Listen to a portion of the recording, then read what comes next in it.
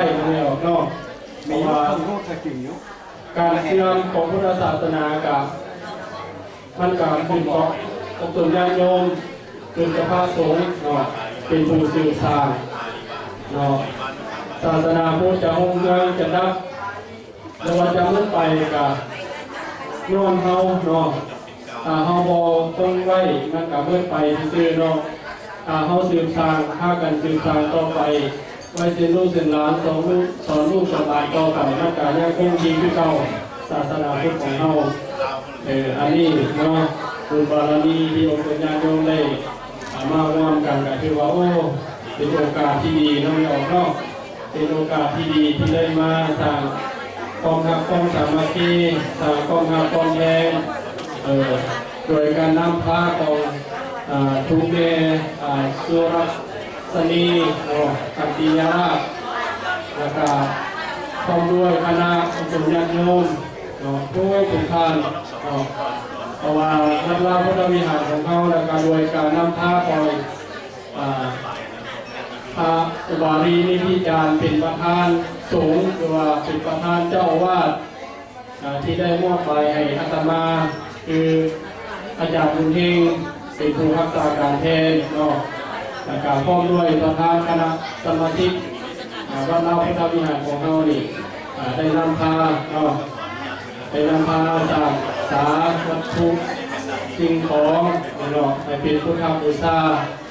ธรรมบูชาสังฆบูชาเขาได้กล่าวไว้เป็นที่เป็นบอนปฏิบัติธรรมต่อไปออกนอกประมาณ10 โมงครึ่งเราจะได้เริ่มพิธีเมื่อนี้อากาศก็ดีอากาศดีเขาจะได้บินสบายทาง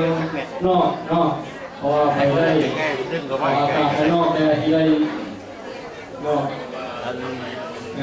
จะมีความสุขในเราเป็นอากาศสุขเย็นสบายศาลาเขามันคับแคบเลยนะครับเขาจะมีอาบาตอยู่ข้างในมันกับพื้นที่ส่วนละวนกันเนาะแต่ว่าเขาไปข้างนอกมันที่ง่ายกว่ามันที่ง่ายกว่าแต่ว่าตอนเช้านี่รายการตอนที่นี่ไหวพาครับศีลฟังพาสูตรปริตามงคลและการใส่บาตรตามลำดับแต่ว่าต้นสวยในองค์ญาติโยมรับประทานอาหารแล้วเอาสิให้มาสูตรพากันทิ้งไปก็อุปโลกพากันทิ้งประมาณบ่ายโมงครึ่งหรือว่าบ่ายโมงอันนี้ก็แล้วแต่สมเด็จพระเจ้ากำหนดเวลาการให้องค์ญาติโยมผู้เฝ้าเราไม่บุญเมื่อไม่ออกได้มาแล้วตั้งใจมาเราก็ต้องเฝ้าด้วยใจเย็นใจเย็นกินเย็นเย็นใจไว้กินเย็นเย็นใจไว้คนเราเปิดใจให้กว้างเปิดใจให้กว้างยกใจเองให้สูงขึ้นอยู่กับธรรมะของพระพุทธองค์มาตาเข้าใจเขาเจตนาโอ้เมื่อนี้ข้าพเจ้าหรือว่าข้าน้อย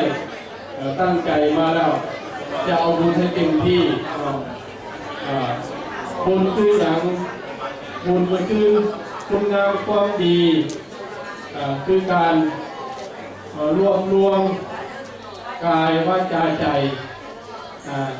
ให้อยู่กับธรรมะเราหยอกจ้องวันนี้มาเอาบุญเต็มที่ใครที่มาใครที่ด่าใครที่ป้อยอย่างไรก็ต้องสนใจได้หยอกไปเลยก็ต้องสนใจคิดถือหลวงพ่อเสยไว้เอามื้อนี้ตั้งใจว่าอุบุญกับเอาบุญอย่างเดียวปรารถนาเอาภาวนาอยู่ในใจภาวนาอยู่ในใจให้เป็นบุญกุศลเอาพระรัตนตรัยเป็นที่พึ่งทางจิตใจมาลึกถึงคุณพระพุทธคุณพระธรรมคุณพระสังฆเจ้าแล้วก็คุณที่บุญกุศลไปให้ญาติพี่น้องให้ญาติพี่น้องรับไปแล้วเขาสามารถได้แต่ว่าผู้ใดมีเจตนาจะบุญบูชาพาไตรจีวรเพื่อมาเป็นมาอุทิศให้ญาติพี่น้องรับไปแล้วก็ขอเชิญเจริญพรข้างนอก เป็นเครื่องสังฆทานก็เป็นอย่างก็แล้วแต่เนาะเพิ่นได้คอยบริการญาติอยู่ไว้ข้างนอกเนาะได้คอยบริการไว้ข้างนอกเครื่องตักบาตรเนาะเครื่องใส่บาตรผู้ใดยังบ่ทันมี